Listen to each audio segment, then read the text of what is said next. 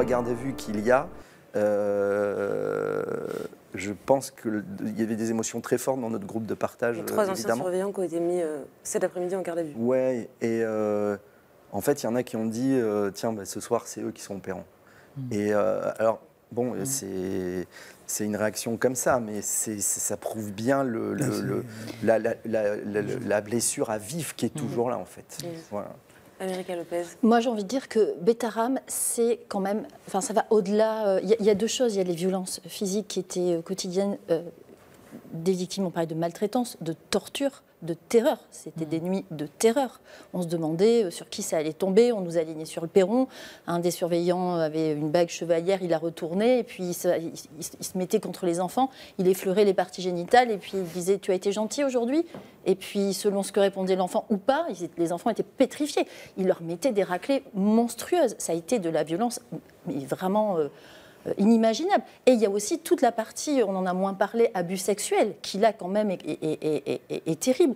On est quand même, je pense, dans un changement de société, parce que là aussi, pourquoi on en parle en 2023, ça y est, il y a un groupe de parole, il y en a un qui commence à parler, il y en a deux. Certaines victimes m'ont dit, moi j'ai témoigné parce que un de mes anciens copains, j'étais en classe avec lui, j'ai vu qu'il a eu le courage de raconter. Et moi maintenant je raconte. Là, depuis que c'est sorti dans Mediapart, il y a une vingtaine de plaintes supplémentaires.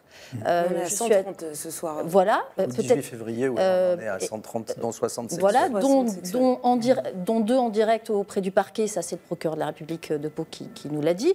Ça s'accélère parce que il y avait un message sur le groupe de parole des victimes hier d'une dame qui dit mon frère a été à Betaram. Je comprends mieux. Il est mort le 6 juillet 2024. Il est tombé dans l'alcool et la drogue très vite après Betaram. Et elle est en train de réaliser ce qui s'est passé pour son frère. C'est des vies, c'est des enfants brisés, c'est des familles brisées. Ça va très très loin en fait. Et ça c'est très choquant. Et je pense que, franchement, aujourd'hui, je ne sais pas qui pouvait mesurer l'ampleur des choses. Il y a des choses qui étaient sues. Une enseignante nous a confié à France 3 Aquitaine avoir signalé à François Bayrou en décembre 95, après une fameuse punition sur le perron par une nuit d'hiver, 5 degrés, 2 enfants qui sont restés en slip toute une nuit. Le lendemain, les professeurs ont été convoqués par la direction qui leur a dit surtout, vous ne parlez pas aux enquêteurs, vous ne parlez pas aux journalistes, parce que sinon vous mettriez l'établissement en faillite et vous perdriez votre emploi.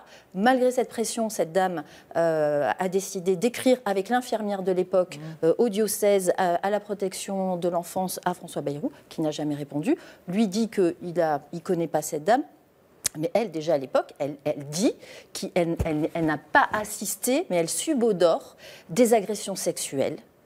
Clairement, elle voit arriver des petits pensionnaires le matin en classe, tout blancs, livides, ils vomissent, ils ont mal au ventre, ils sont pas bien, elle subordonne. Voilà, ça, c'est pas possible. Et pour changer aussi, elle est dans...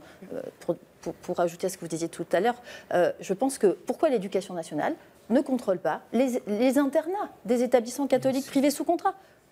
Pourquoi sont-ils hors contrôle ? Alors, il y a ce chiffre établi par une commission d'enquête parlementaire, et c'est un rapport qui est sorti au printemps dernier, qui établissait qu'un établissement catholique privé sous contrat, enfin religieux privé sous contrat, en moyenne, avait un contrôle une fois tous les 1500 ans. La fréquence, c'est un chiffre qui est assez hallucinant. Et sur l'aspect pédagogique uniquement.